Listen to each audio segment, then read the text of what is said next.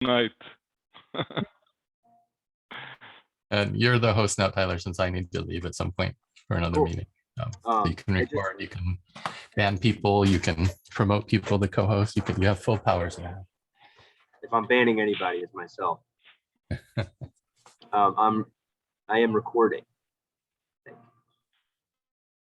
Excellent. Yeah, Yogan, that's great that Kuhn is down to talk on the 13th. Oh, it's frozen. Or am I frozen? Yeah, so Cohen is great for the event, and I think it will be great if we ask him to promote the event to his network. We'll find ourselves with a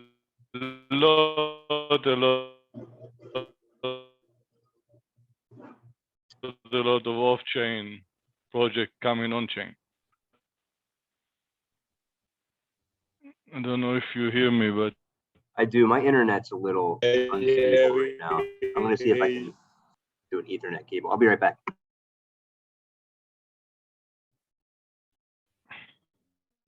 yeah. So for everyone who doesn't know, so Cohen is, I will show you the link. You have a podcast called Investing in Regenerative Agriculture. We'll show you the link here. And you have, he's interviewing basically all the top people doing regenerative agriculture projects, including UN listeners, kind of people from that follow him. And he will probably be the guest speaker for the next conference of Cardano for Climate, Catalyst Sustainability Goal Conference. So that will be wonderful. That is today. I don't know. We still need to kind of finalize, but we assume planning to do it the 13th of January PM. So Thursday the 13th. That's kind of the idea, but still need to finalize. So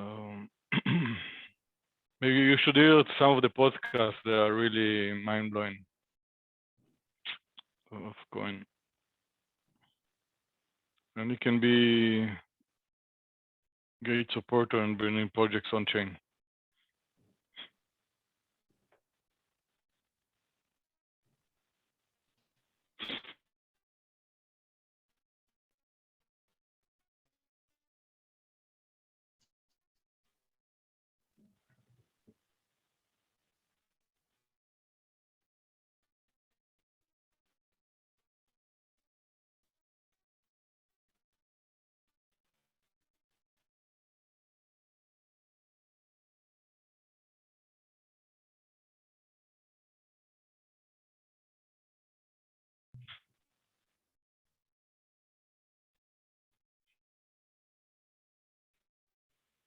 And another initiative that came by Jacob is actually to do also, we are going to gather all the, we're going to do a presentation, one slide presentation of all the proposals from Cardano for Climate.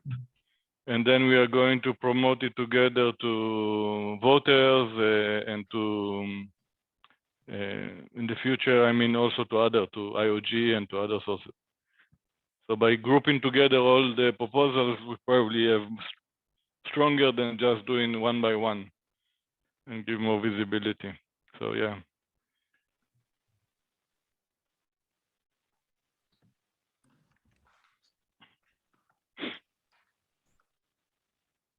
Very good point.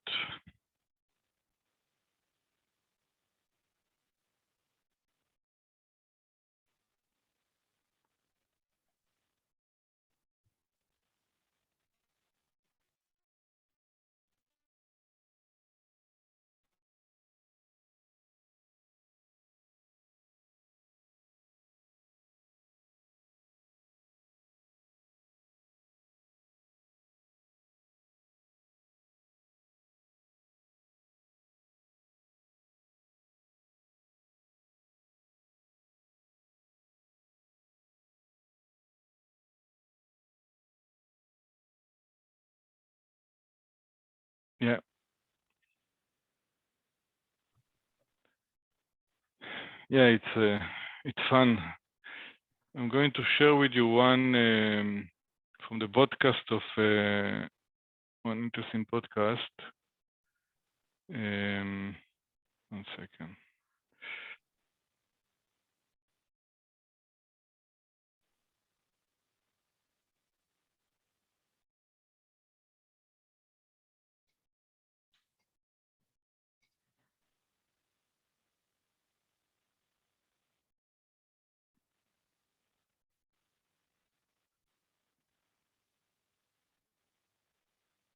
Okay, ska rolla episod.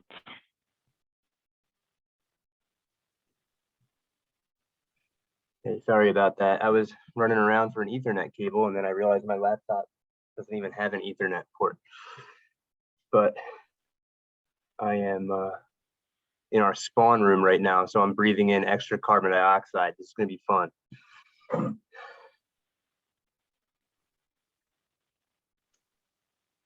Well, the internet seems better in there.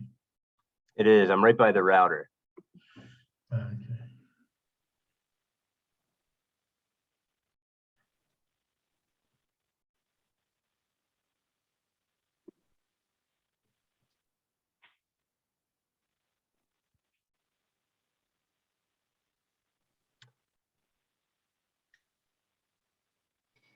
Yes, I listened to that episode, Yorm. That was really, really good one. A good, I feel like, introduction to regenerative agriculture and just the philosophy around working with nature.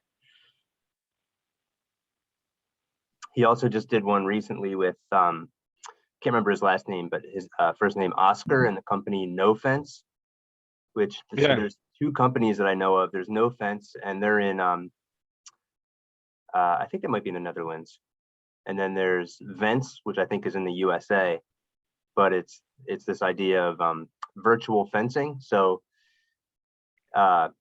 when you put a collar on an animal that emits a sound and eventually even electric pulse to sort of condition the animals to be familiar with property boundaries, for instance, you know, you can, the financial incentive is there, even for farmers not doing regenerative agriculture, just to sort of enforce those property boundaries without having to, you know, maintain and build and repair fencing.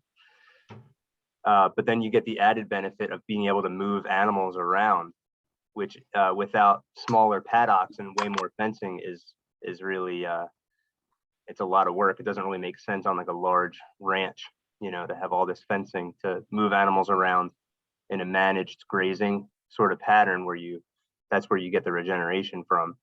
So it's really amazing disruptive technology that has already, the economics of it already make a whole lot of sense. So that's good. Yeah, I've been thinking about that one a lot. Been trying to dive back into some older episodes to pick out, you know, what stuff sort of can help, or stuff that resonates with our community in Cardano. What's up, Ryan? I think, I think that's just one remark. I think that's really the key, how we bring regenerative agriculture into the blockchain, and that kind of will be interesting, because then people like Cohen can help to scale it, right? But we need to have kind of the use cases of regenerative agriculture on the blockchain. Yeah, that's always the question. I've got my ideas, but anybody else have any ideas for where does regenerative and Cardano and our community overlap? I've got an idea. Let's hear it. So the idea is to make it cheaper for people to buy products that were produced that way, and to make it more profitable for the producer that actually produces it. So both of them can win quite a lot by producing food in a better way. So, and that's like, that's what I'm proposing. That's my proposal, is to, so it works with 2 coins instead of 1, and the 2 coins work together to make it cheaper for the actual buyer when he buys these kind of products, but it makes it more expensive, more profitable for the actual seller. by using two tokens together. So yeah, quite an interesting concept. I want to try something, if you don't mind, all of you. We're going to try to give notes to the conversation. And in addition to the video, we'll have summary notes.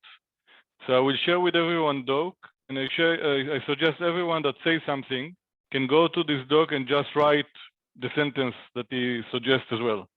In this way, in the end of the conversation, at least we will have some written document as well, that then we can decide what to do with it. It makes sense to everyone?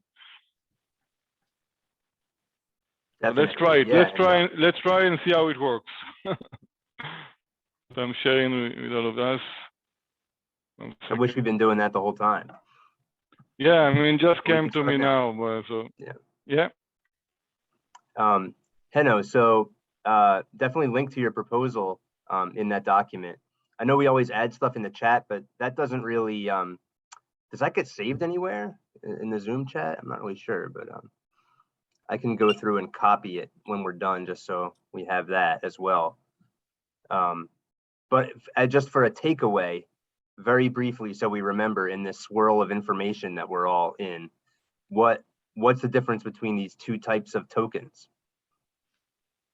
So they act as a masculine and a feminine in nature. So what it does is the one is for saving and the one is for spending.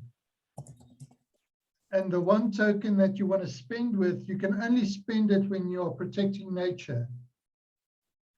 So when you are doing agriculture, like you're saying, like regenerative stuff, you can actually spend the spend token and create some of the saving token with it. So then the more saving token you have, at the end of each month, what happens is your spending tokens all disappear and they get filled up by your balance that's in your saving token. So if you have 100 units in your saving token, it gets copied back into your spending token. And that's the female side, like a reproductive cycle. Every month, it produces more tokens, so you can spend it into the environment, but only if you are protecting nature. So what the seller does when he uploads his product, he says, how is it produced? Did you use agriculture that's regenerative? Did you look after the soil? Did you do all those things? And depending on the answers he gives, he can pay with one of these tokens to get to the total of the amount that's being paid. Yeah, it's really interesting. There's so many different, like, you know, the world is our oyster as far as building token economies in following different models, and following the one that has produced all life on Earth seems to be a good place to start. And it seems deflationary too, which I don't know if you're familiar with Charles Eisenstein, like the sacred economics, and some other folks too. It's just this idea that, you know, with inflation basically strips nature from the planet. And so, but deflation, you know, is a scary concept, but when it's baked into natural resources, like you're saying, that maybe that's a safe way to do that. Yeah, the concept is called demirage in economics. It's called demirage, where you actually take away money where that's not being spent. So, and you want that aspect to happen because it happens in nature anyway. If you don't use something, you lose it, right? So you need to like keep, and that's a healthy economy if you can keep on spending into the economy, but only when you're protecting nature. That's like a perfect environment. Yeah, and that the verification piece that you're talking about. So in order to spend these spend tokens, you know, we need different forms of trust that can verify that this money is being spent on something that is regenerative. And I think that's another huge area that we could talk about,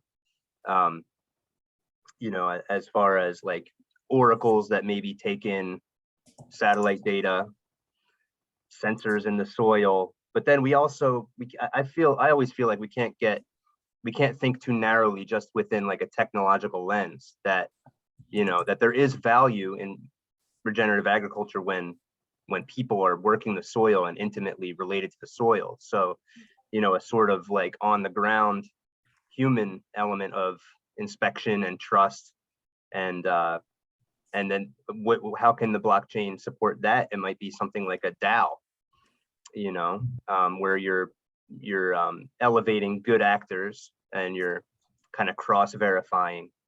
I don't know. I don't, you know, I tend to think very like broadly about this stuff, so I haven't thought too deeply about that, but it's really interesting area. So the nice thing that what I've done, I've already created a centralized version of the system. So I've got an example that's up and running and working, which is really nice to see an actual working system. Cool. Yeah, I can't wait to learn more about it.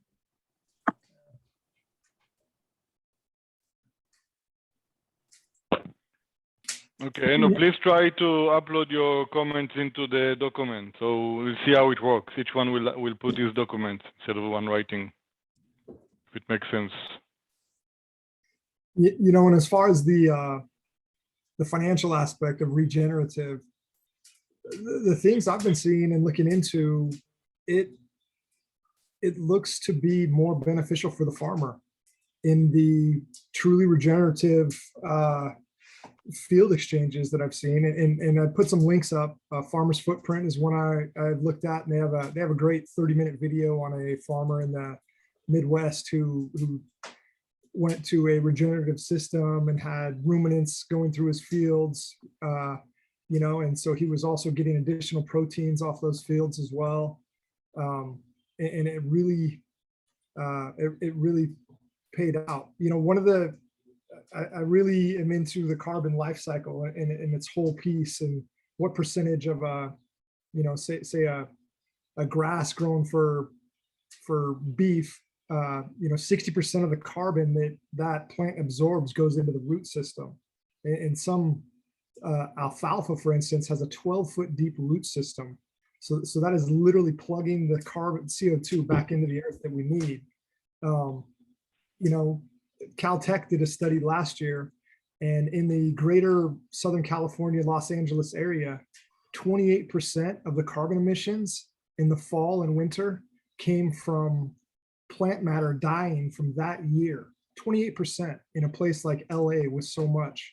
And so I think that when we start looking at these full life cycles of fields and products, we're really going to get some insight. I do believe, you know, altruistically, that the natural way is better. And I think we just need to help stay curious and direct the science in that direction. You know, I really do. I can't imagine that some way that has evolved over millions or billions of years is bad for the planet. And as much as we try to find a quick fix and say, hey, we can fix it because I made this in a lab, I've yet to see something that somebody came up with that just drastically improved our lives like that. You know, and 40 years later, we weren't switching back to butter from margarine. You know, I mean, just you know, so groups like this, just it's kind of a faith. You just believe, and we keep curious, and we keep looking, and it's faith, and you know, we'll get there. We'll get there. It's definitely faith, but it's also the reality, you know. Yeah. And the reality is that nature needs us. I mean, not every ecosystem needs humans, but the ones that tend to sequester the most carbon do. And yeah, we've talked about this in previous groups, just that the symbol of terra preta, you know, the soil under the Amazon that they discovered, it like covers as much as 30% of the Amazon, has the fingerprints of, you know, thousands of years of humans living and building that soil up. And also you started that off saying kind of touching on the fact that a lot of this, the regenerative practices in farming, the economic incentives align. Like I've heard that if you, one figure with you know, rough numbers, but a field of field corn used to feed cattle in confinement operations, you know, with all the inputs and all that, the profit at the end of the day, you know, might be $100 an acre in whatever, you know, whatever spot they were showcasing. And just transitioning that after a few years of regenerative, you know, with many fewer inputs, and also higher prices, but not you know, not that much higher in the grand scheme. That goes from $100 to $250. So then we ask, like, why isn't this happening? And there's a million different reasons for that. And one of those reasons is that you know, farmers are just, in America at least, the average age of a farmer is like in the 60s, and it's just, you've been doing things a certain way, and it was really drilled into you from the 1950s and 60s, just chemical inputs and machinery and all this stuff. So it's such a paradigm shift to think that, wow, I've been working against nature my whole life, and now you're telling me to work with nature.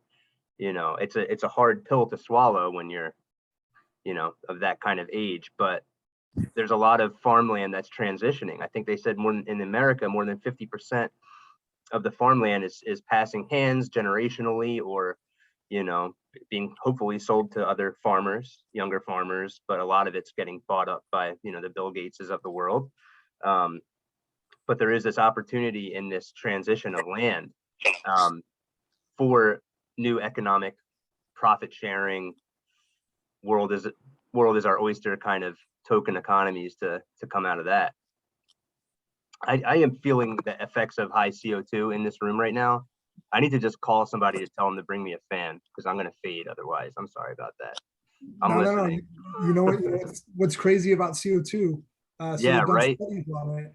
You know, 440 parts per million is atmospheric, right?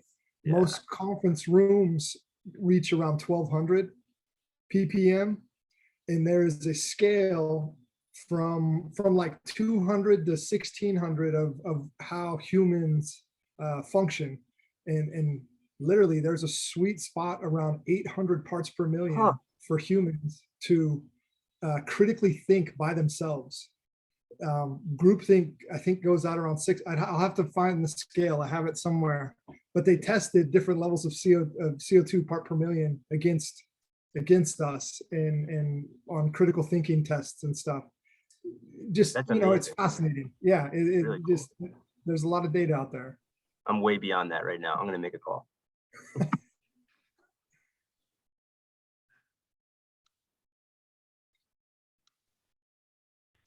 Hey, if I can just, sorry.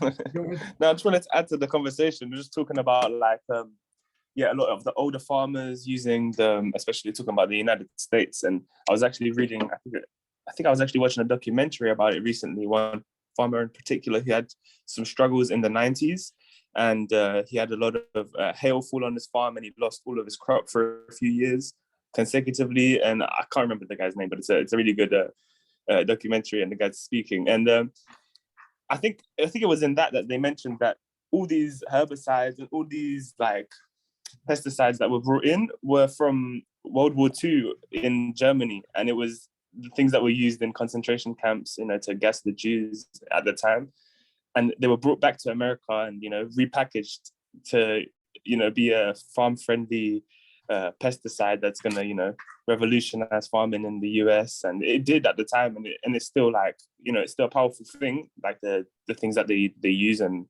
you know, the technology that's used in agriculture is powerful, but the lack of technology, I feel like, is the more powerful thing in farming. You know, the things that we've seen works. You know, I think that's another thing I was going to mention, is, like, we don't need to have faith, because we know this is, like, it's real life. You know, faith is what churches have. Churches have faith that someone's up there, you know, looking after us. But we don't need to have faith, because we have this thing that we know that works, and we just need to showcase. I think we need to put it out there, show people that this is, like, a very profitable thing, and it's beneficial for the world, beneficial for all of us. So it can be like an investment, and it can be more than an investment. You know, it can be like a life's work just to, you know, influence regenerative agriculture, you know, among farmers, amongst one region. You know, has a great impact. So all of us here together, I feel like it's powerful stuff, you know, all of us putting our heads together, trying to find a solution for a global issue. There's 100%. a lot can be done here. You know, I think one of the things, and that's the film, one of the films I'm referencing. I'm finding the link for it right now. He said it's 18 months. So it's about 18 months before a transition to a regenerative farm is profitable for the farmer. And with the economics of farming right now, that's literally the barrier to entry. None of these farmers can take 18 months off and say this, especially when the chemical companies come in and say, we will give you all the supplements and everything you need to build your crop on credit. You know, exactly. If we could give regenerative farming on credit, it would be the same thing. But we're talking, you know, multinational, multi-billion-dollar companies that are doing this in the financial system. So yeah, there's but Ryan, maybe let's do that. Maybe we do a proposal on that, where we want to sponsor, do a regenerative agriculture on credit, and we do a use case, a 2 years use case. Let's do it. 100%. I honestly think that that stake pools should be set up to where they provide the liquidity for any blockchain-based project. So if you were a farmer and you agree to put your field on chain and run all the transactions for that field, what you buy for it, what you do anything on chain, then the stake pool will fund your efforts. Because what better way to use stake pool funds than for blockchain products? No, you hear that? What do you say? Interesting, no? So Yes, very much. We can do it on everything: housing, agriculture, whatever it is. If you have a blockchain-based project, we set up stake pools where the you know, and we as a community don't worry about profiting off that stake pool. We worry about life profiting, you know, and ecosystem profiting. And I think that I have pages in my huge document that explain that, because I think that it's such a interconnected web. And you know, stake pools, it shouldn't be hard to identify these projects because they should be on chain. And if you were willing to open source your project and your methodology, you know, we will see that it's regeneratively farmed blueberries. We will see that it's, you know, that there's permaculture being used on the field. And absolutely, we support that. And we're, what are we, 8 now? And we can be 16 next week, you know, and then we're hundreds, thousands, millions. And if we have that mechanism, that's change. Yeah, and the stake pools can go from, like, the standard mission-driven pools are right around 5% now, but you could go higher, 50% if you really believe in this cause, or go to 100% pool where all of your ADA is channeling all of the rewards into that project. I think there's a lot of tools here that we haven't used yet. Like, there are no 100% pools out there. If you put one up, people are never going to delegate. But if you say, look, the price of ADA goes up over time, long-term, you're going to be making money on the valuation of ADA itself, but this is really impactful on the project, because instead of a 5% take on the whole pool revenue, it's the whole thing. And that can drive this, this, and this. And there may be organizations out there that are looking like to donate charitably. And if you can give them a mechanism where it doesn't take away their capital at all, but also generates this huge amount of income for projects, that would be an amazing thing to use as a lever to get people engaged. Well, and that's not only the only lever, because what we're talking about is using the same financial mechanisms that these large multinationals do. They create interest on it. So instead of creating interest on the stake, we get interest on the project. You know, I do a lot of $60 million projects. They pay off in 7 years. They pay off the principals in 7 years, a $60 million project. And if we funded that, we'd be in line for part of that return. Yeah, exactly. And by the way, Monday, we have a project stake pool session, right, on Monday for the projects of C4C. So maybe it's also good to continue there. But one idea to say about that, maybe I was just thinking about that. If you do a 5 or 7 year agreement, right? So then you lend the money and you can get actually potentially interest on profits as well. That, yeah. So that's if I can add to this, it's like something that I'm already basically doing with housing in Empower.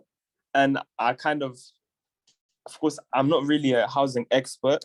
So like, I'm interested in it and I'm like trying to help out as much as I can within this project. But I would like for us to in future move to exactly what we're talking about, like investments into regenerative farms or, you know, regenerative, you know, community projects, something like this that can be like funded through NFTs or whichever mechanism we choose to use. So at the moment we're using NFTs to fund housing, or that's the plan at the moment.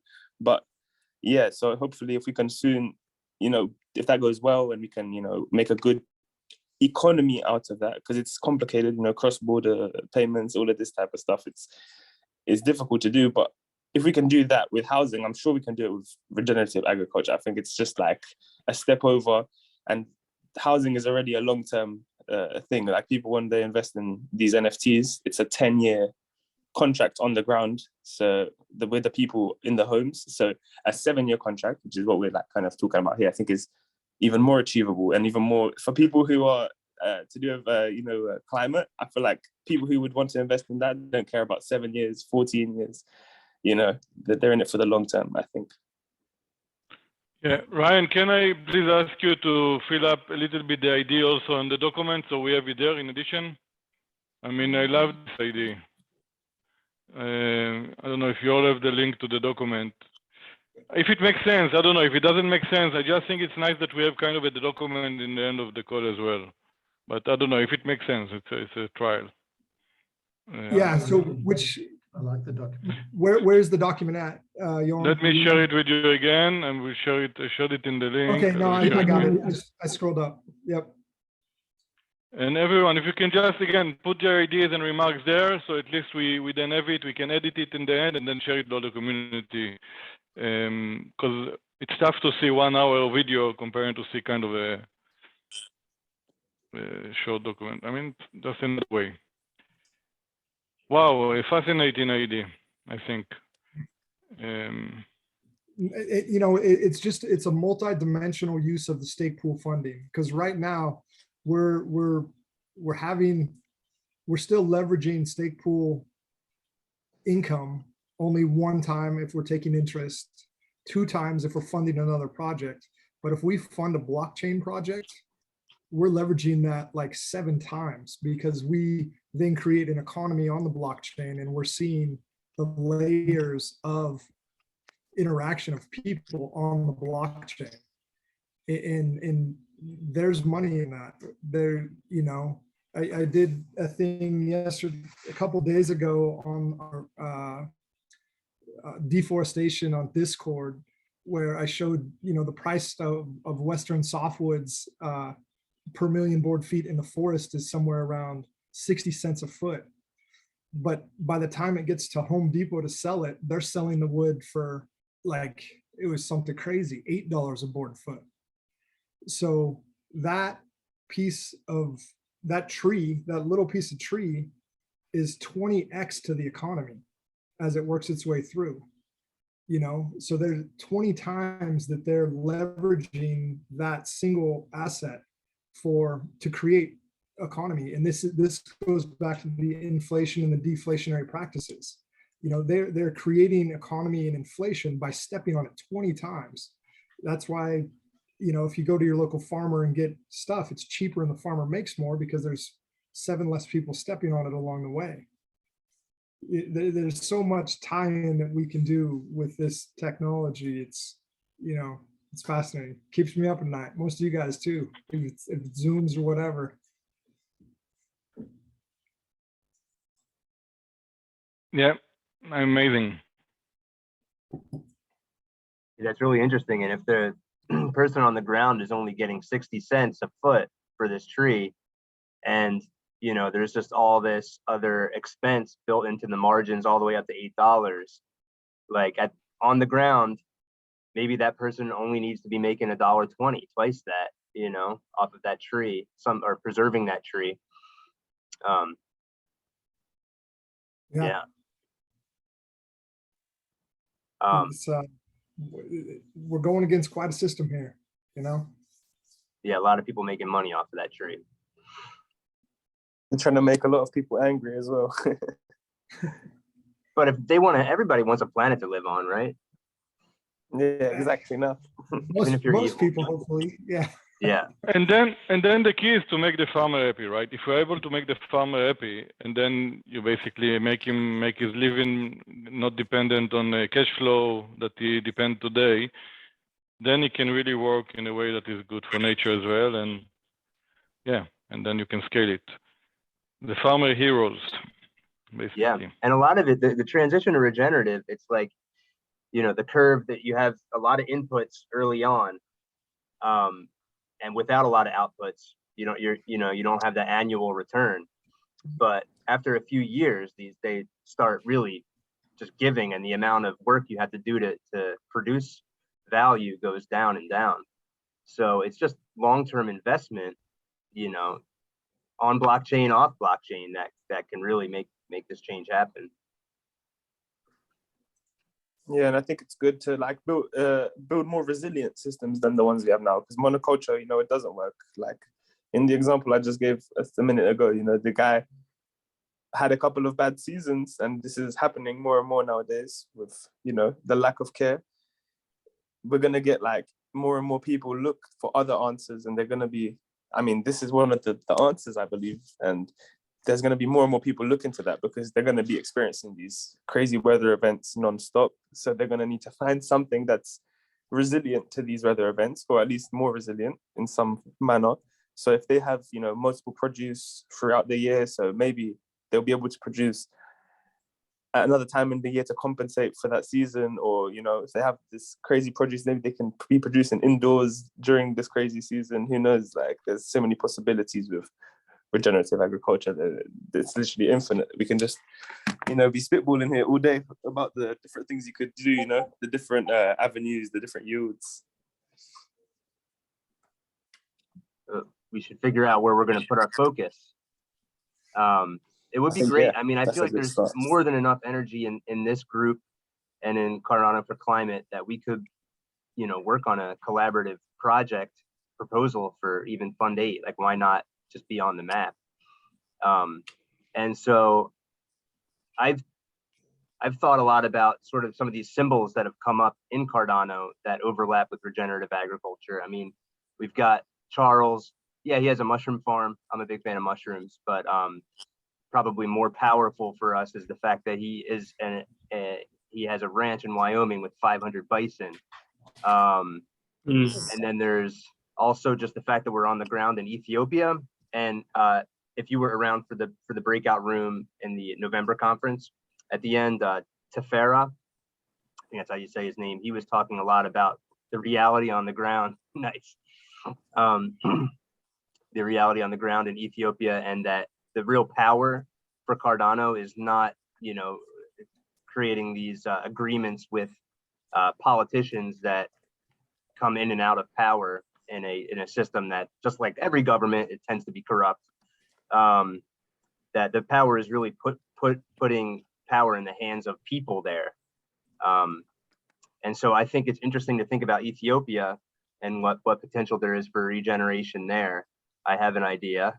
I see Dimitri on here that might be interested in that idea, but what else do we have? We have mammoths. You know, Jacob's not here. He's busy getting ready for Idea Fest tomorrow, but that's a little further off, but really interesting. Empower, yeah, you got Empower has all the support, yeah. Yeah. 100%. You can put the name on, and we'll definitely like tweet it out, get people to check it out. So that's like one avenue at least. Yep, housing, regenerative housing. Bruno, did you guys work on the Earthship in Malawi with Empower? I'm not really sure. No, I don't think it's to do with Empower at least. But yeah, that sounds really interesting. I don't know if you have a link. Look into that. Didn't know there was any Earthships in Africa. I hadn't seen any at least. There's so many, as we were talking, there's just so many different ways to go that if there is a way to focus us, I'm just thinking about these sort of memes that are already alive within Cardano as one place to start. And obviously projects that are active on Cardano, but I feel like there's such a story to tell about regenerative agriculture that it really helps to simplify things and to have, a symbol that sort of everybody can digest, and a story that everybody can digest. That's personally how I look at it. And if we were to collaborate on a proposal, I would think something like that. That's like, oh yeah, like the mammoth thing. The mammoth project has really taken off because it's a mammoth. Like it's a large symbol, a powerful symbol. So yeah, any other ideas, or should we zero in on a spot or an animal or a type of project? I mean, and this can be something that, like, all of the ideas that we're talking about, these different token economies, SPOs, just all these different DAOs, all these different things will feed into this, but if there's something that we can focus on, what are some ideas? Well, on the one hand, what I would like to see, very simply put, directly from the perspective of the regenerative agriculture system, would be some, let's say, some funding to develop a block of land here in Sri Lanka, thereby, since we are facing an agricultural crisis anyway, to show people as a showcase or a pilot project, this is what regenerative agriculture looks like. And that project to cover the costs of training people, training me, training people, putting the resources into their hands to do the work, putting the tools and the whatever they need to do the work. So the funding needs to come. So to create a project whereby, let's say over a 2 or 3 year period, because it doesn't happen overnight, that land can be converted into a very, like a permaculture based or a biodynamics based food producing piece of land. So that is what I understand from regenerative, to take something that's not generating and get it to generate again. So ideally, that kind of project would be of great value if it can come through Cardano or anyone else. So that is, I think India is a bit. Yeah, go on. Sorry. Yeah. So I'm here in Sri Lanka. So in Sri Lanka, we are having a major agricultural crisis at the moment. So a lot of the crops are collapsing because the government suddenly decided to stop chemical fertilizer and switch over to agriculture, to organic, because not for any other reason, not for any noble reason, but because they didn't have the money to pay for it. So then what they did was they imported a bunch of organic or so-called organic fertilizer from China. And this turned out to be full of polluted stuff. And then the government decided to reject it, reject the ship. And then the ship, the company sued the government, and the government caved in and said, we are going to pay for the polluted organic fertilizer. And so now they are paying for it. I don't know whether they are going to bring it, but either way, actually, no, they are paying for it and they are sending it back and saying, please make it the way that we need it. But what will actually happen is the Chinese will just say we've done something, but actually they won't do anything and they'll just send it back. So this is the crisis that the country is in. So that's been put into place by the government, but also the Chinese have given us a bunch of polluted organic fertilizer. So therefore, having a project like this, where we build our own organic fertilizer without any worries of pollutants coming from outside because to make money. So such would be quite valuable because it will teach people we don't need to depend on outside, Chinese or whoever to supply us with organic. We can develop our own organic fertilizer, and we know exactly what's going into it. So we don't have to worry about pollution and whatnot. And then eventually that can be replicated on a larger scale. I mean, I think that even with 9 of us, we could pull something like that off. On-chain. I agree. We can work with, Landano right now is looking at digitizing land in our space, and they're in Cardano for Catalyst. We find a plot in Sri Lanka. We find 4 or 5 plots of land around the world that we can set up blockchain work towards regenerative. There's multiple DID, digital identity solutions already out there. We're 10 people here, I'm sure through Cardano for Climate, we could raise we're talking thousands of dollars at this point, maybe into the tens of thousands.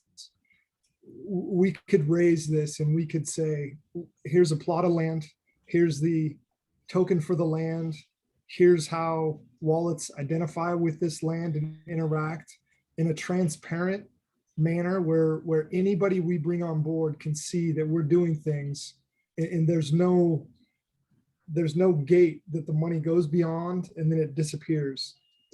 They see what every level of any donation does to this land, and we see what in year 1, maybe we grow some weeds on the land, but in year 2, those weeds have decomposed and our soil is a little better, and we have a very minimal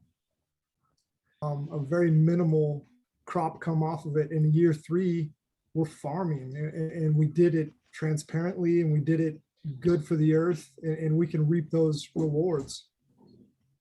Yeah, and it'll be a great test. So go on, Tyler. Go ahead, Bruno.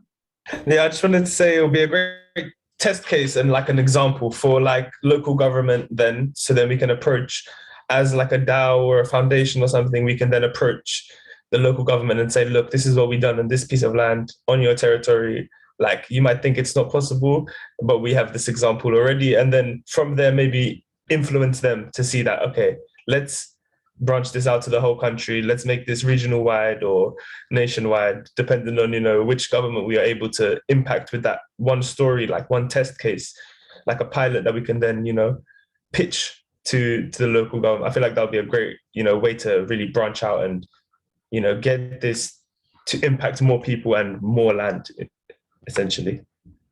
Yeah, that's a great idea. Here's how things work in Sri Lanka. So if we buy a block of land and do it, we are basically able to do whatever we wish agricultural wise on that land. And of course, since the government is not pumping money into it, they will have no objections to growing whatever we want on that land. Down the line, once we approach the government and say, look, this is what we've done, there will be various people who have their hand out in order to get a handout. And they will want, their pockets to get filled. But of course, that needs to not happen. It doesn't need to happen because we are not privately owned property. So therefore, that's not a problem. But just to say that there will be influencers who try to block things for various motivations. It could be simply where they want a kickback, or they want some money in their hand, or just where they will say, if you don't give me something, I'm going to make trouble to block you at the regional, like town council or whatever, stuff like that. So just, this is how things work. It's a very corrupt system. Politically, I don't know. In that case, we go around to I understand. This is stuff we deal with like all over the world, and in these like certain countries it's worse, other countries it's easier. But yeah, it's everywhere. People always want like a piece of the pie, and we have to, obviously with the blockchain, it helps us to limit the accessibility to that. But obviously there's still ways to go around that. It's not impossible to overcome, just because it's on the blockchain, there's no corruption, some people would say, but no, that's not true. There's still ways to overcome that, and get someone to get their pockets filled anyways. But I feel like if that's the case, that we can't go through the government, I feel like we go around, we go through the communities, and we go like whichever way we can. Yeah, communities are very happy to work with people, because ultimately they recognize that the government is not going to do shit for them. Sorry if my language offends, but the government is not going to do anything for them, right? Because no, they are going to do shit for them. That's the problem. No, I'm just kidding. Sorry. At least if the shit was organic and able to convert it to fertilizer, that would be something. But good shit. I mean, I guess. Yeah, go ahead, Hannah. Can I quickly paint a picture of why governments don't help us? I want to paint a picture just to tell you guys why governments don't really help us. So we live in an objective reality where we can taste things and smell things, and so our world is objective reality. And what we've done is we've created a virtual reality over our objective reality in the form of a legal system that we create persons. And a person is a government is a person in law, the same as a corporation is a person in law. And because they're all persons, we take the form we split in two, because I can't find work without my ID number, for example. I need the legal entity person to be involved in there as well. But for a person to survive in the world, it needs profit. So all these companies and all these entities are legal entities, but what the law calls a legal fictional character, like governments, like organizations, like all these things, and they need money to survive. They can't survive without money. That's the definition of an organization. As soon as it doesn't make money anymore, it dies. So, but when we want to live, we need food and clean water and all the other stuff. So that's why we're having such a struggle with organizations. That's true. That's true, because the government as a person wants to ensure its own survival over and above the rest of the individuals, right? Yeah, so same with the corporation. Yes, we've elevated these fictional characters above life in our thinking. We like thinking that these characters, these organizations are more important than the actual objective reality. Mitch, jump in. You wanted to say something. Yeah. Hi, guys. Very interesting conversation. What you just reminded me of, Hannah, are you in South Africa, by the way? I am, yes. Okay. Yeah. Awesome. The thing that it reminded me of was this concept of the 5 capitals, and there's a couple of different ways that you can express this, but it's essentially this concept that, over the years in capitalism, we have come to value monetary gains over every other kind of capital gain that might any other value. And so what the 5 capitals model does, as well as quite a few other ones, they essentially say, okay, well, you need to, as a business, you need to see the natural capital, social capital, all of these things as valuable as well. So for instance, could we have a solution where your changing of the soil, your treatment of the soil, stopping flooding, for example, is valuable, right? So in economics, they might call that an externality. They might say, if you chop down a forest and there's less oxygen for people, that's an externality. That's not something that we're interested in. That's something that happens outside of our system, but it's not true. It's part of your system and you need to account for it. And I think a lot of our issues come from that sort of lazy accounting. We're not considering what is and isn't valuable. And so It's a matter of saying, you know, let's count everything. Let's show value. So it might be a matter of, you know, if you do something to soil that makes it better, that makes it less likely to have floods or mudslides or something like that, you are rewarded for that as much as you would be rewarded for feeding people. It sounds like that's where we're going with this idea. 100% right. So how do we internalize otherwise externalized things into a transparent economy on Cardano? Right. So you have to have a way of rewarding people for those externalities, right? So there was a project a while ago that you know, rewarded people monetarily for finding recycling, and I think this was quite big in Southeast Asia. The sort of recycling pickers who would basically, you know, go and collect, and then they would get a little bit of money from that activity. We have to find a way to essentially promote the reward of that, because, you know, as much as Henna was talking about, you know, you are a myth, countries are a myth, money is a myth, we essentially have to create new myths about what is and isn't valuable.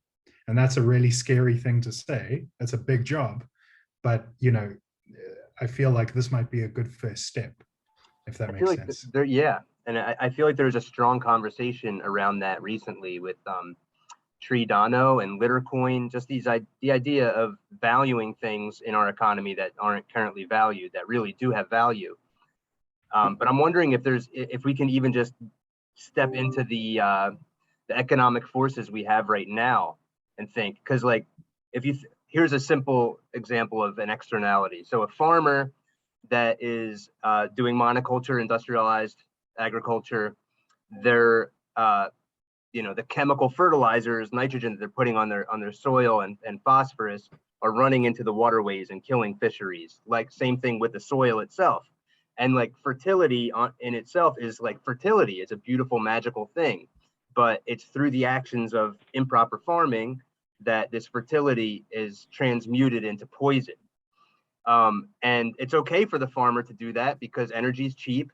These inputs are cheap for now, and because they're not economically connected to the fishermen down the river. It seems like maybe we have an opportunity to connect the fishermen and the farmer in a way that just playing by the rules of, you know, profit and loss can help to, you know, create the economic incentives to just connect these people and solve these problems. Absolutely. I mean, if you're talking about creating essentially a new sort of micro economy around this sort of regenerative farming concept, you're essentially saying the economic rules are now in our, you know, we can control those, and we can say, not only are we going to have a carbon tax, but we're also going to have, you know, a tax for you if you use a certain type of fertilizer. You know, we're going to give you a certain rate if you know, do the things that we're hoping that you do, and sort of punishing you for things that we think are negative. And that way you can kind of mold people's behavior, if that makes sense. I think that's almost a necessity, because I was going to bring up the point earlier. Right now, a lot of these ideas are great ideas, but the enemy right here is the farmers' risk assessment. At least in the United States, right? The government incentivizes you to do things a certain way and use certain products to you know, for your agriculture. And if you don't, then you're accepting the risk yourself. They're essentially saying that if you do these things and use these chemicals, we will assure your output. And if for whatever reason your crop fails, we're going to pay you out. You're insured. But if you don't use these steps and you don't use these chemicals, then you actually lose out on that assurance. So it's a risk management right now. I think, at least in the United States, the agriculture is controlled by that risk assessment. And so how can we get farmers to not use those same old methods? And that is, I think, in this case, with assurance or some form of insurance. Curtis, I think in a way you get subsidized before you even put anything in the ground, right? Yeah, absolutely. But you have to do it following their methodology, and that's anti against what we're talking about here. Yes. That's the problem. Yeah. I got to Hey, run. Ryan, This yeah, was bye. great. That's literally why we insure them with stake pool funding. We fund them if they want to go on blockchain. And for the circular economy, if you buy a bottle that can be recycled, instead of you paying that 5-cent deposit to a government agency that disappears into the woodwork, it goes straight on chain, and anybody who picks up a bottle can claim that. A decentralized system where that puts the two parties together and cuts out all the middlemen. You know, people will scour the streets if they know that they turn them in and their wallet's funded immediately. You know, it's decentralizing all these agencies out of it. And then you don't need to tax it because the economy is circular. I want to share. No, one couple of second. Just things, before you go, Ryan, just one remark, Ryan, before you go. We have to remember that regenerative agriculture is still a big movement. I mean, there's a lot of people now doing a lot of things about regenerative agriculture. It's not that we are alone, right? And you hear all the announcement of the multinationals. Cargill in the US announced 9 million acres of regenerative agriculture by whatever. And so you start hearing it more and more. Yeah, and actually I know the guy there, but there are a lot, all talking a lot and so on, but it's I mean, it's kind of the next movement by a lot of people and companies. I think our job is to see how we connect that. For me, the biggest issue is transparency and traceability and trust, right? For the consumer, for subsidiaries, for whoever. I mean, and that's what we need to see how we can create in the blockchain, right? And that's our job. So we take these example projects, we show that there is ability to create transparency, traceability, and trust. Now, who wants to finance it? Nestle, do you want to buy with that now? Because I can assure you that it's coming from the right place, right? They don't want to because or directly to the consumer, whoever it is. By the way, I worked before for a foundation that is Earthworm Foundation. I will share with you. NGO that works also with Nestle now on regenerative agriculture in France. Quite a nice project for potatoes among other products. But I will share with you the information that you see. But in large, I think that this is the question. How can we use the blockchain to support the regenerative agriculture movement, right? That's kind of what I see as our job. Sorry, Dimitri. Transparency and truth. We put it on chain, and then you and I, when we purchase something, we can see that it's regeneratively practices that got it there. Because that's the same thing. I buy grass-fed products. Do you know what grass-fed means in the US? 30%. They're certifying that 30% of the diet of that animal is grass. That's grass-fed for the label. And there's no transparency or truth behind that. And with blockchain, we have opportunity. All right, I really got to run. Thank you guys. Thank you. Yeah. Me too. All right.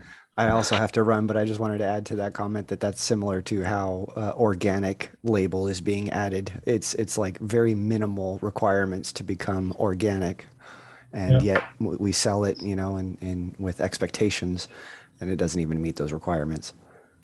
Completely. Just adding to, yeah.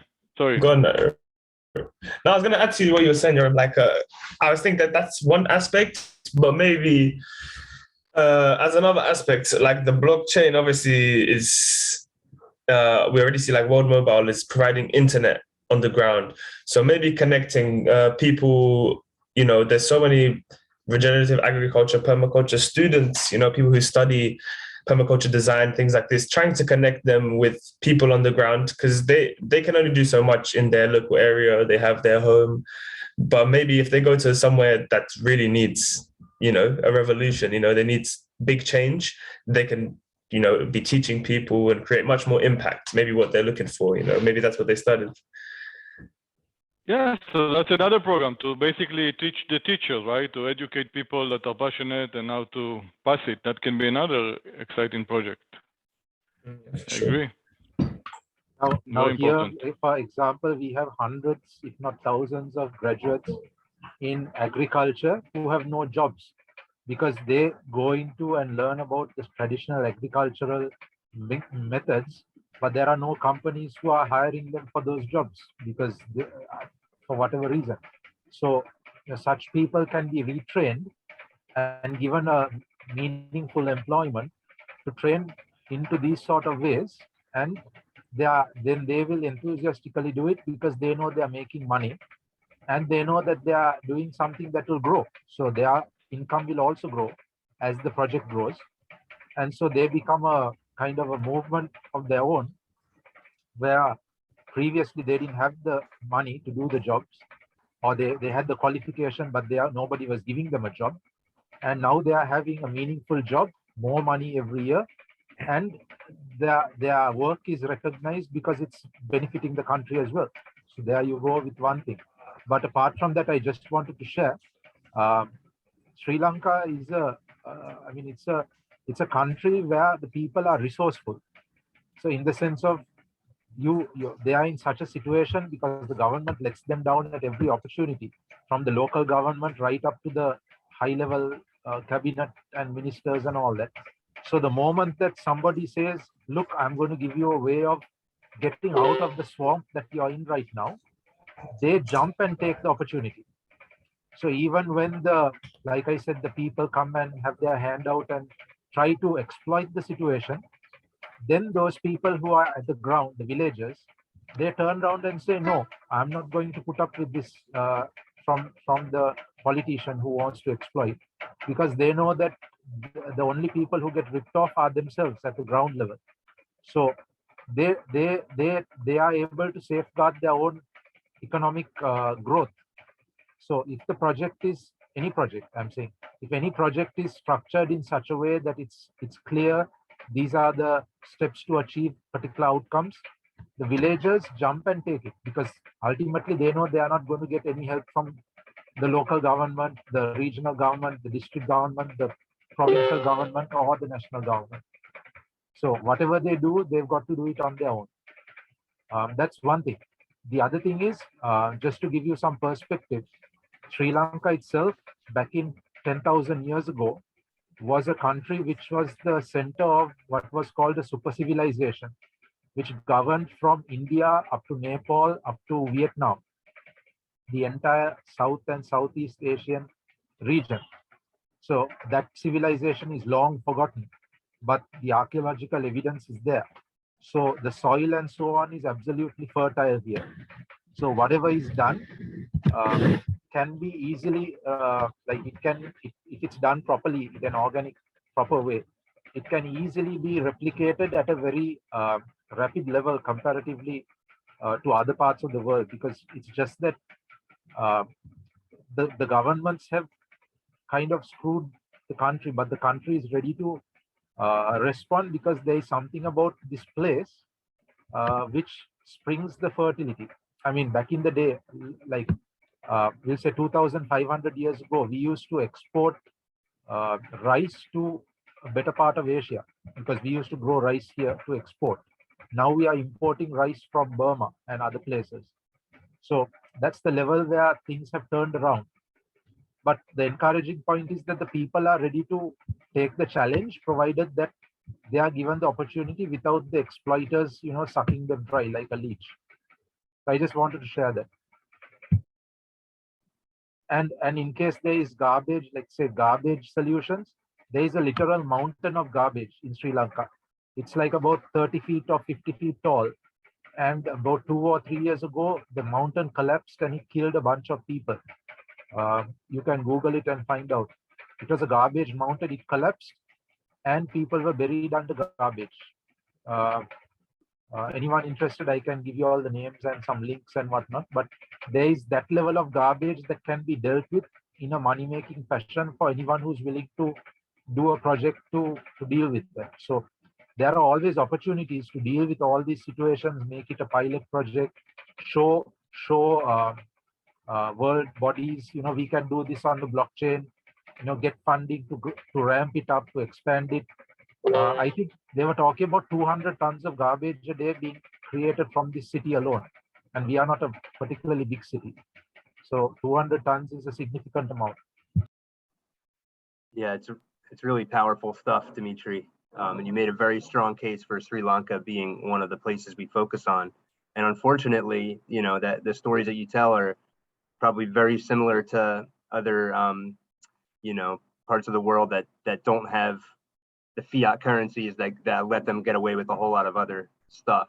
And I'm just wondering if there's a network effect. So a lot of the stuff we're talking about, when we're talking about, you know, incentivizing people on the ground in Sri Lanka to clean up garbage or to start a regenerative farm planting cover crops, you know, this is a lot of on the ground stuff. So it's not immediately apparent where, you know, a decentralized blockchain fits in, but then we have a whole world of these kinds of places that are just thirsty for regeneration. And I wonder if there's some sort of network effect from connecting, putting people into one Zoom room, for instance, you know, from Sri Lanka, from Ethiopia, from Zanzibar, from Central America, all these places where, you know, $1 invested in ADA goes a really, really long way, and where there's similar stories and you know, similar problems and similar, you know, grit that the people have to really make change, and desperation, which, you know, is a mother of change also. So I love the idea of focusing on different areas, and there's just so, you know, you have so much energy towards helping people in your country, and somebody like Tafara, same deal in Ethiopia. It might be interesting, you know, we can provide a lot of support within this group and with Cardano for Climate to bring attention to your proposal and to your location. But maybe we could even, you know, create space to bring a lot of these different places into one room. Yeah, have like a conversation, bring every perspective kind of thing. That'd be interesting. Yeah. Did you want to say something, Euro?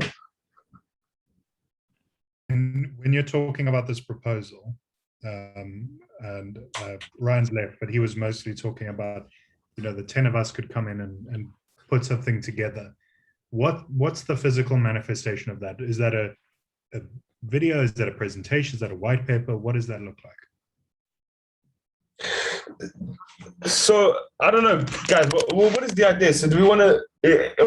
Is it the what Ryan was saying with the stake pools? Is that what we want to go with? And then, because that's like, I don't know. I find that a hard concept to grasp with like the funding from the stake pool that way. Yoram, you there? Yeah. One thing I suggest us to do, if everyone agree, let's try to write. What does it mean, regenerative agriculture, and the process from farmer to market? Mm-hmm. Okay, and then on that we start analyzing where the blockchain comes in, and we start understanding what we are financing and how. I mean, if we are financing only the farmer work on the ground, okay, what does it mean, right? Regenerative agriculture, what's the cost? And then each country will have a little bit different numbers, right? Of course, of how much the farmer should earn, right? There's different mechanism there for each country, but the concept is the same. We want transition from. We just need a pilot, basically. We need to have one example we can use. So like, we need to look at maybe Sri Lanka, no, like something like this, that we can say that this is what we're going to have as the concept, proof of concept type of thing. Either we build one pilot, either we take what Tyler says. I mean, I'm big advocate of focus, but again, each one have his own opinion. But either we take it depends what the focus is. If the focus is to prove one full cycle, then you need to focus, in my view, in one location. If the focus is to build a new model where we actually encourage people doing regenerative agriculture to come on chain worldwide, because a lot of people are doing already work. A lot of NGOs in many locations, and a lot of people are doing work in different countries. We encourage all of them to come on chain, and the benefit of that is that we will, with the power of that, we'll more and more try to create bigger stake pools, and even local people, right? Yeah. If you know that there are people coming from Indonesia, why not promote it to all the ADA people in Indonesia, right? Yeah. And then they can support that. So you start having this different. So again, it depends what the focus is. If it's the focus in follow one cycle, or we want to actually focus on the model that on the platform. Yeah.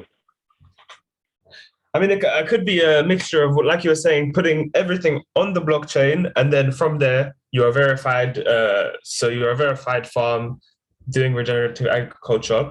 Then you can interact with other verified farms or people aspiring to be a verified. It's like it can almost be like almost, I imagine, social media in a sense, like or idea scale, we could say. So people can interact with each other, give proposals, put ideas together in order to, get to, like, I don't know, share ideas about mushrooms. Someone might have an idea with mushrooms that no one else is using, and he shares that amongst the community. Someone might have, be working with perennials or with some sort of pond system with a certain type of fish that they say is good, and then have this share of information. I think that's important within.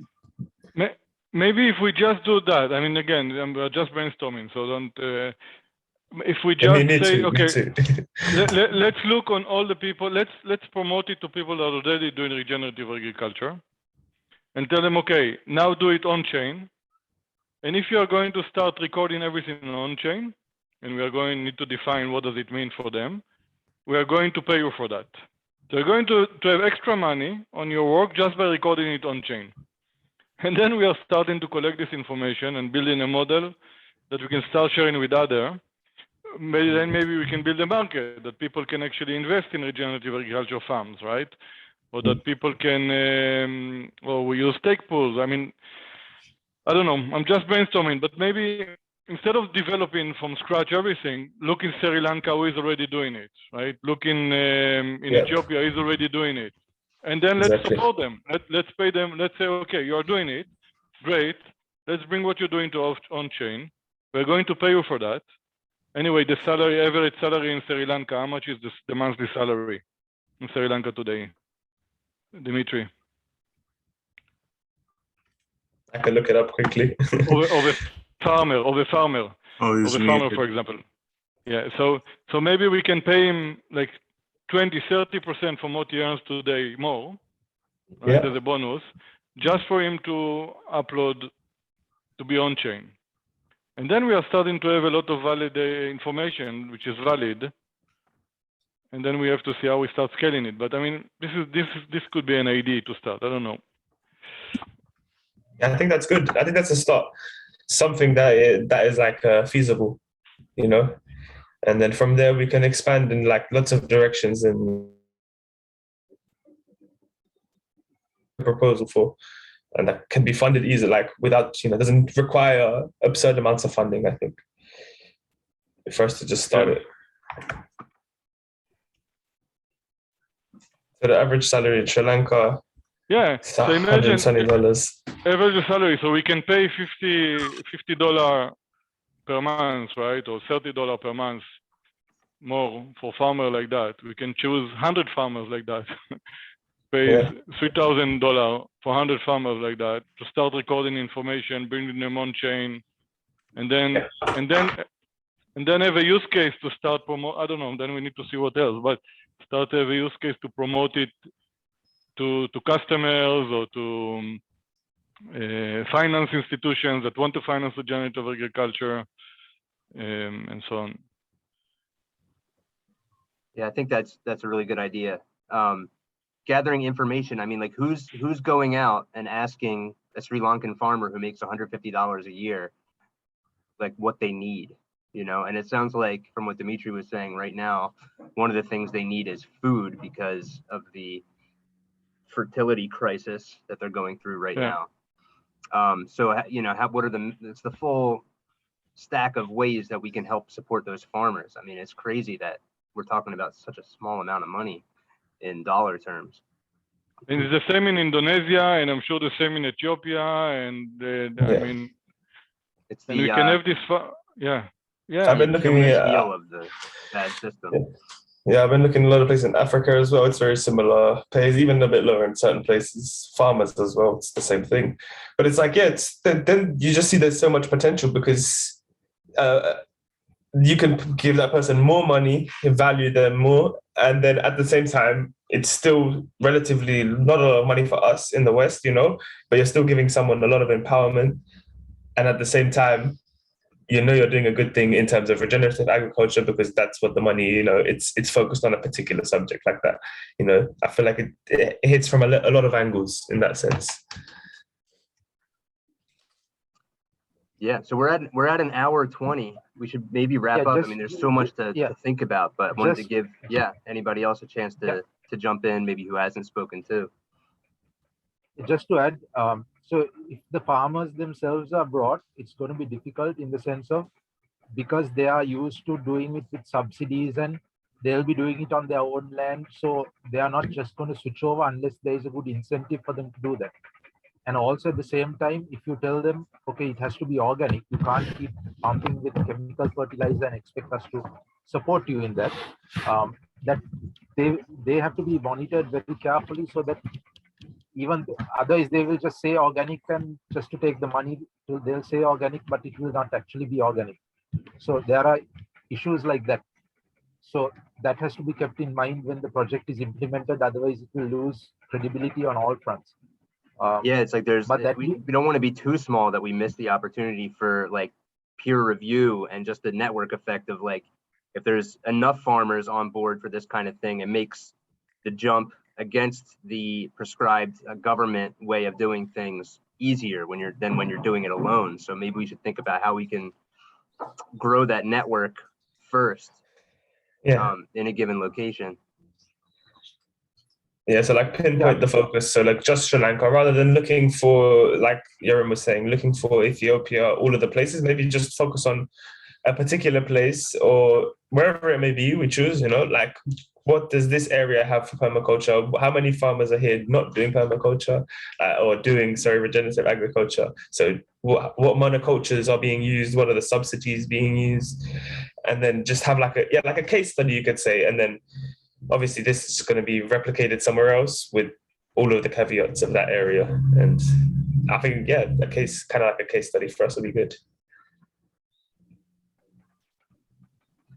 Tyrone, did you want to chime in? Oh yeah, this is so cool. I'm just thinking of like things I could do. I'm from Harare, Zimbabwe, so I'm thinking things I could do with like farms I know. It's just so amazing. You have another. Just to give you an idea, Go on. The monocultures here are tea, rubber, and coconut. And paddy is the main monoculture crop for food consumption. So tea and rubber are for local, but primarily tea is for export, and rubber is for export, and coconut is for both export as well as for local consumption. And paddy is primarily for local consumption because we have to import a large amount of it, since local production is not enough. So those are the monoculture crops over here. And are those all subsidized, or which ones of those are like the ones that the government really pushes? Those are all subsidized one way or the other, in the sense of subsidized as in they are given subsidized chemical fertilizer. So for example, my father has a coconut estate of about 160 acres, and we have about 16 people who come and work a full-time job there. Okay. So in that estate, like the only way of growing stuff, and our estate is not in a particularly fertile area because we have low rain and the soil is on top of a rock. So the topsoil is relatively thin. So what happens is you need chemical fertilizer there because the organic soil or the soil itself is thin. And the rain washes away like a lot of the soil, even the topsoil that remains gets washed away when the rain comes. Yeah, that's a very similar pattern to what's going on in Ethiopia too, which we talked about last time. What's the status of like animal agriculture there? Well, there is it's not industrialized like it is in the West. But typically, you will have farmers who have dairy cows, and you will have them. Let's say farmer will have anything from 1 to 30, 50 cows in a like a very primitive establishment in his behind his house or something. So they will use them for dairy, and when they are done with them for dairy, they are sent to the slaughterhouse. So that's how And you get is the feed mostly just grain? Like, is there like a mixture of grazing or different areas? No, it's all grass, as in it's all grass type things. It's not great. Nobody gives grain over here to cows. But then the question is there any management in the grazing pattern? Because when you just let animals loose on a pasture, they eat what they like, and the stuff that they don't like to eat goes to seed and spreads, and then you also don't get the regenerative benefits out of building soil. So that's I think that's probably, when we're taking an assessment and asking for information about a given location, from a regenerative standpoint, I can't think of things that are more important than, how water is managed, how water is moving across the landscape, and how animals are being grazed. So those are definitely some things that we would want to add to the list. Yeah. So I mean, these- I personally am clueless about all that. So all this needs to be taught to these people. So, Exactly. So is that if they are taught standardized somewhere? if they are taught and they are told this is how you make money, they will, of course, they'll do it, because they know that there is an expectation from the person giving them the money, and if you don't do it the way they want, that person wants it done, they will not get the money. So so they can be incentivized very easily, because there is very little that's preventing them from being incentivized. I mean, you don't need to push, like I said, $250, they become your loyal subject for life. So and mind you, these are people who farm the land because the land is owned by their families, so they are kind of tied to the land. So sometimes the children's aspirations are to leave the land and go and work in a city job of some form. But of course, if they can be shown that working the land has money in it, if done properly, then of course it's worthwhile for them to remain on the land. But most farmers' kids, because they are so dirt poor, their option is, if it's a girl, she'll go and work in a garment factory making clothes, right? If it's a boy, he will go and he will work in construction or something like that, or he will join the army, or he will become a mason or something like that. So mind you, when you say mason, it's not what you think of as a mason who is certified by this, that, and the other. It's where he will go and work a construction job and learn it. If he's lucky, he will get a certification, but 90% won't. So these are all factors of life in the third world countries. So so to incentivize somebody to improve based on a particular model that has value is not difficult here. It's not like incentivizing a farmer in America, for example, because you have to really pour effort into that to convince them to move, because their incentives from the governments are hundreds of thousands of dollars. But here it's peanuts. So there are things like that. So if you teach people permaculture, if you teach people biodynamics, if you teach people proper organic agriculture or whatever, they are easily going to take it, because they'll recognize, look, this way is going to make me more money. I mean, it's a pretty simple equation. If it makes them a better, long-lasting income, they will go for it. Yeah. I just said one thing in the. Sorry, go on here. No, please go, Bruno. No, I just shared one thing when you were speaking about like the area you lived in is quite dry and stuff. This one, it's like it's not really a documentary, more like just a series by Andrew Millison on YouTube, and it's really good. It's covering a couple of areas in India, which they used like swales and a couple of different ponds and systems like this to just completely regenerate the land and bring back like, even rainfall that was, absent in this area, like increase the rainfall in the area, lots of different things like this. I don't know if Tyler's seen it. Yeah, and it was a competition between villages, which is a really exactly. I concept. really love the concept. Yeah, exactly. If we could do something like that, that would be amazing as well. Like a competition, but that everybody wins. That's something I love the idea of. I don't know. That feels like a really ripe one for Cardano. I have to think about it more, but. Yeah, it's fun. Yeah, I share with you also a project I worked on a couple of years ago, which called 5 a.m. We called it 5 a.m. because this is the time the farmer wakes up and walks in the garden in the farm. And it was with the foundation I work with. Take a look on that. Maybe it will give you some ideas of things we can do. It's basically how can we work on a transformation of farmers to more sustainable agriculture and actually make sense across the supply chain. So, and I work it with the foundation. We actually almost raised for it $3 million, but then the foundation didn't want to go into business. They were always afraid to move into business. And my thing was that if we want to scale it, we need to make sure there is a business model. Otherwise, it will never scale if we just have to ask for money every time. So I have Dropbox links and so on. Just look on that, and it's a cool one that I work. It's based in Indonesia. This one, I worked on it for 2 years, and the reason I left the foundation is because I understood that they will never want to scale. It's all about doing small projects and so on, which was important. But this is when I started to look into blockchain. It's a happy accident because you ended up here. Yeah. I mean, always happy, but I understood that the biggest challenge really is transparency and traceability, because everyone is saying now, yeah, we want regenerative agriculture,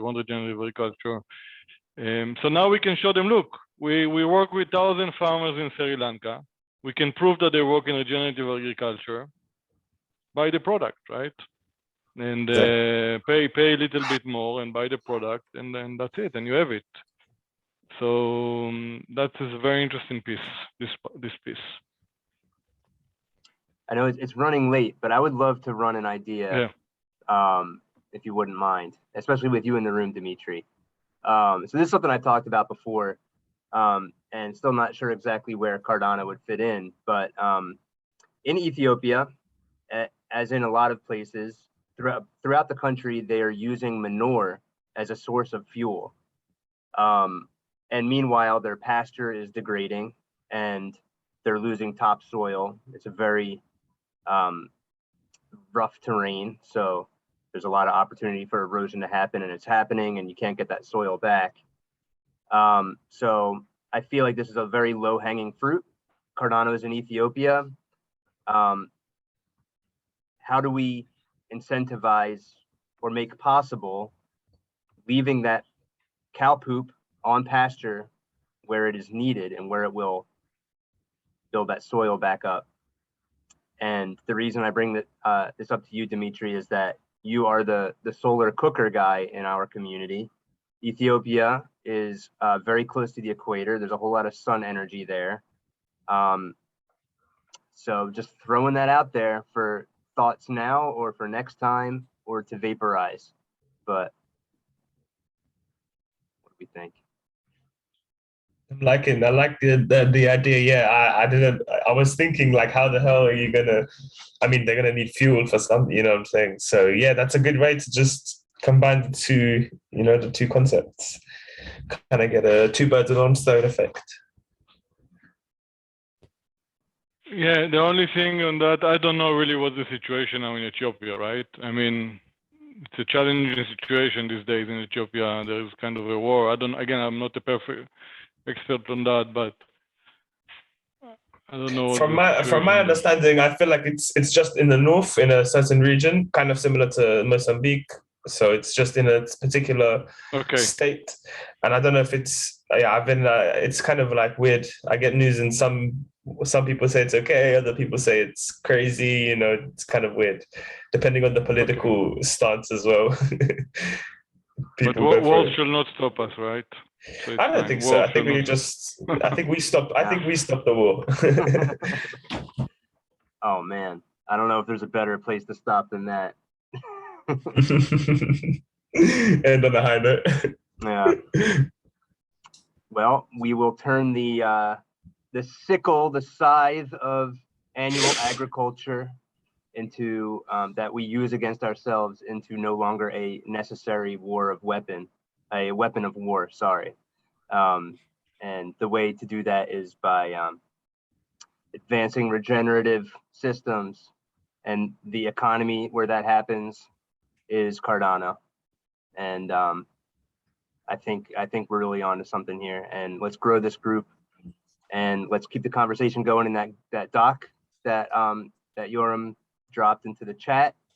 I will copy this chat, as there was a lot of stuff in there, and I will post that to that doc, and I'll put this video up at some point soon to share with others. But yeah, it just gets better every time, and maybe we can do this again in a month or so. Absolutely. Good talking to you guys. Great talking. Perfect. Thank you very much for organizing, Tyler. And yeah. Thank you for Kareem. This was actually Kareem's idea, but he got tied into something else. But he'll have a lot to share next time. Perfect. Thank you. See you all. Onward. Okay. Bye. Bye. Thank you very much. Bye. Tyler. One thing. Tyler. Before you run away, yeah, you're on mute. Sorry. Yeah. I was just saving the chat. Yeah, I think we need really to define what we want for the 13th of January. And the challenge is that we need to find some concrete project on the blockchain dealing with regenerative agriculture, right? Yeah. And so we can present them and that we can speak about it. So that's something we need to look maybe in the next week or so, or 2 weeks. To find existing proposals. I mean, we need to speak about, if we want to speak regenerative agriculture, we need to connect it to blockchain, right, somehow. So Yeah. what regenerative agriculture and blockchain, what does it mean? And on that, we need someone that is doing something on the blockchain to speak, or what tools we can offer, or what initiative, what proposals. I mean, except of Cohen, we need some more stuff to have. Yeah. Well, I mean, the way that I've formed a lot of thoughts around the usefulness of Cardano in this space is I wrote it up in the blog about bison, and I know it's a very immature idea right now, and it's not happening on the ground, but at least as a thought experiment, I think it's been helpful to me to think about it, because it really pulls a lot of things in. It's just the network, a token economy, the idea of a DAO of ranchers. It brings in other technology companies like Vents, and oracles of all sorts. So, I mean, that's not the answer to your question, but I know that's, in the pursuit of trying to understand where Cardano can play a role, it's the bison that's helped me think about it. But maybe we can look around for some projects that are happening. Yeah. Okay. Let's put it in mind, and let's look around for that in the next week or so. Just 2 weeks.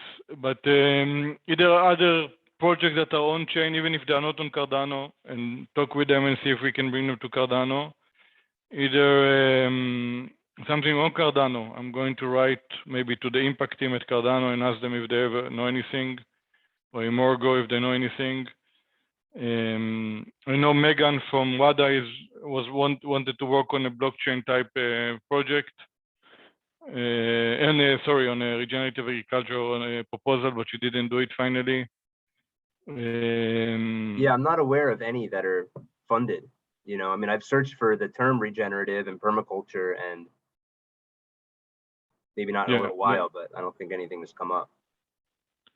It's up to us. Okay, so because otherwise we might need to delay it a little bit, Coin and thing, but because I think we need to connect it. The conference need to have a guest speaker, but it have to have a couple of subjects related to agriculture or supply chains or something like that. I know Imorgo was working on a couple of things related to supply chain.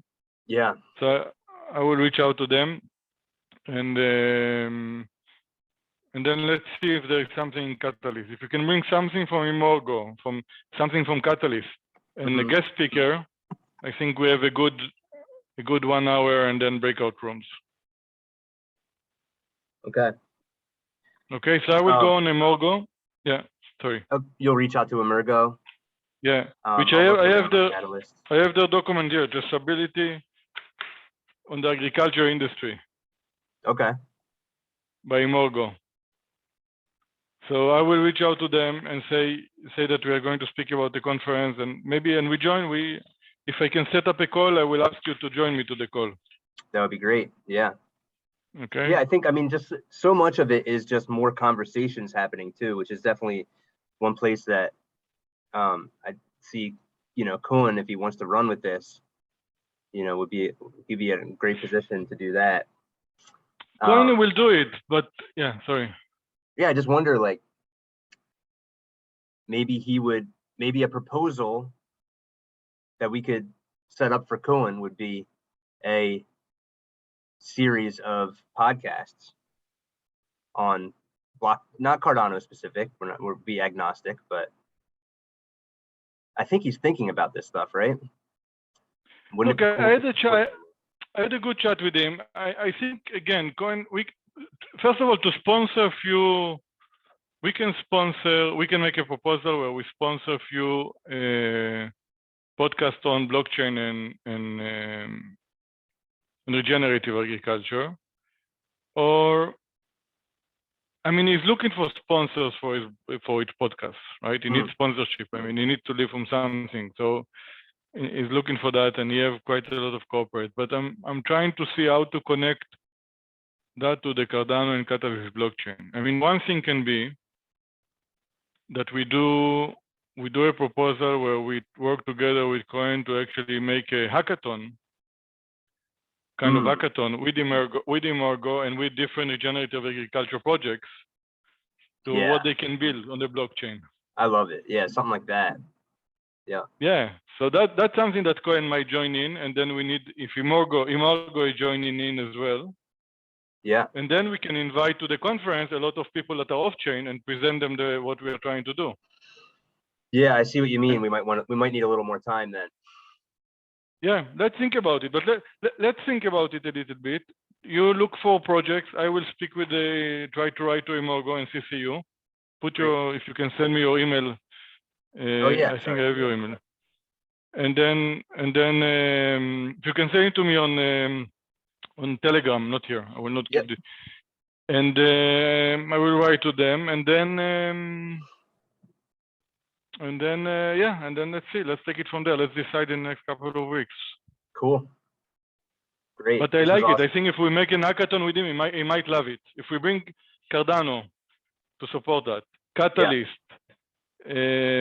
Cohen, there might be a good case to reach out to the world of regenerative agriculture and say, hey, let's see what we can do on the blockchain. Yeah, beautiful. Cool. All right, back to work. Bye, sir. Bye-bye. So long. Be well. Bye. Bye-bye.